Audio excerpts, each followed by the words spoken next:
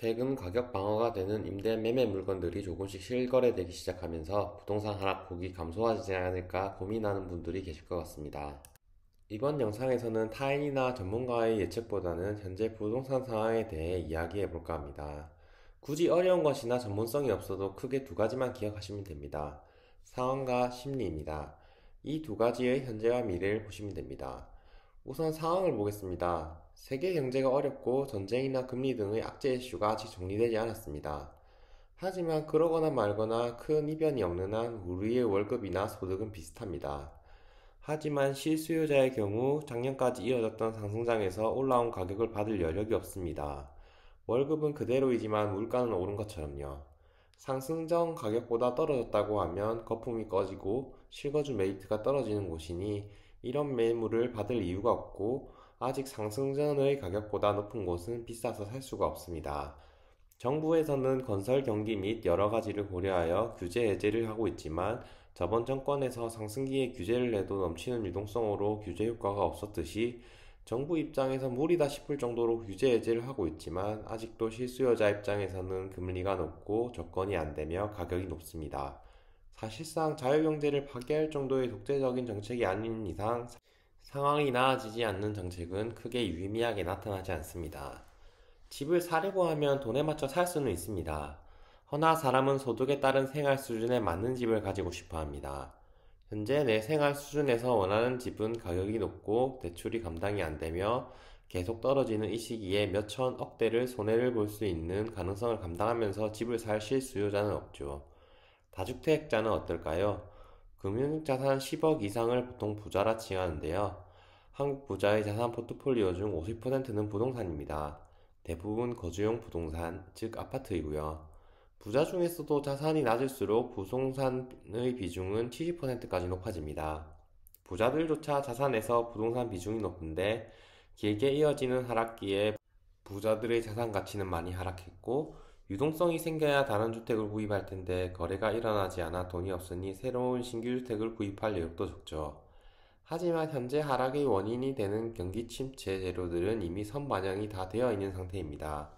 실제로 급매물 숫자도 조금씩 줄고 있고 주식도 조금 회복하는 모습을 보이고 있죠. 현 상황은 현재 가지고 있는 이슈들로 인해 1년 이상 지속될 것으로 보입니다.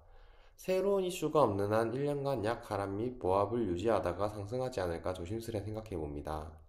허나 하락장 시작 전에 미국의 급진적인 금리 인상과 러시아 전쟁이라는 새로운 재료가 나타나지 않았기 때문에 상승 상황을 예측하는 분들이 많았듯이, 다시 미래에 예측할 수 없는 새로운 악재가 나타난다면 하락은 장기적으로 갈 것으로 보입니다. 정리하자면 현재 하락하고 있는 이슈들은 아직 현재 진행형이기 때문에 단기적 상승은 없겠으나, 이미 선반영되었기 때문에 1년 정도를 기점으로 상승 전환하지 않을까 생각합니다. 두 번째는 심리입니다. 주식이 악재가 더 이상 나빠지지 않을 것이라고 판단되면 선반영되어 상승 전환하지만, 부동산은 주식보다 유동성이 느리기 때문에 상승 전환이 된다고 하더라도 주식보다 6개월 정도 뒤따라갑니다. 그리고 현재 부동산은 역대 최저 거래량을 달성하고 있는 중입니다. 그만큼 매수 심리가 얼어붙고 있다는 반증이지요. 집이 안 팔리면 가격을 낮춰 내놓을 수밖에 없고, 가격이 낮춰도 안 팔리면 전세를 내놓을 수밖에 없으며, 전세도 안 나가면 전세 가격을 낮출 수밖에 없습니다.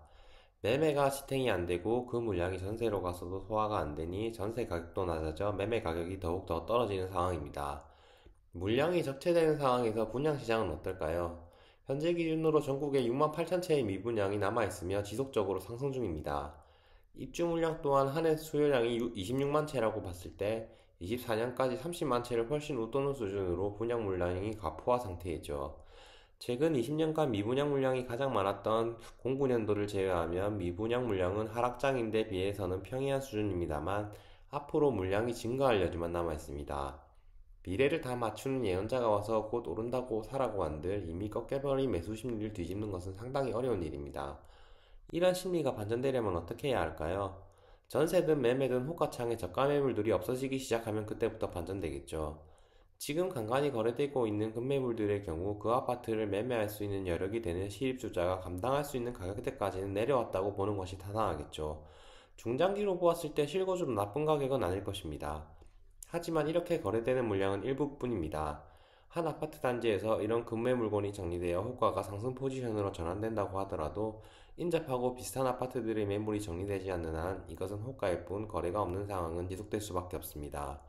상황적인 측면에서 예측할 수 있는 악재는 모두 나왔고 정책은 완화 노선으로 가고 있습니다. 하지만 이미 나와 있는 악재만으로도 올해는 나아지기 힘든 상황입니다. 만약 예측할 수 없는 악재가 더 나온다면 하락은 더 장기적으로 갈 수밖에 없습니다. 그렇다면 심리는 어떨까요? 간간히 정리되는 저가 매물들이 나오고 있습니다만 이는 일부에 지나지 않으며 거래량이 많지 않으니 매수 심리가 꺾여있죠. 나 혼자 매력적인 가격이라 생각하여 매수한다 하여도 경기가 어려워짐에 따라 지난 상승기 때 오른 집 가격을 다른 사람이 받아줄 여력이 없습니다. 다수의 사람들이 받아줄 수 있는 가격과 조급하게 만드는 거래량이 나오지 않는 한 심리 또한 살아나기 힘들지 않나 싶습니다. 이렇게 부동산 현 상황에 대해 이야기를 해보았는데요. 현재 말씀드린 것들은 전국적으로 봤을 때 그러하다는 것이고 지역별로 따져보았을 때 상승할 여력이 있는 곳도 있을 것이고 반대로 이것보다 상황이 더 나쁜 곳도 있을 것입니다. 현 상황은 이렇지만 다른 사람들의 말에 휘둘리기보다는 객관적인 지표로 보았을 때 내가 사고자 하는 지역을 분석하여 향후 메리트를 판단해보고 향후 악재가 더 없을 것이라는 가정하에 약보합을 이어간다고 생각한다면 지금 어느 정도 매수할 물건도 있다고 보여집니다. 하지만 어디까지나 부동산은 투자자의 영향도 크기 때문에 전체적인 상황이 살아나기 전과 향후 새로운 악재가 생긴다는 것을 가정하였을 때는 지금은 조심스러운 시기에 맞지 않나 싶습니다. 오늘 영상은 여기까지입니다. 도움이 되셨다면 좋아요와 구독 한 번씩 부탁드립니다. 시청해주셔서 감사합니다.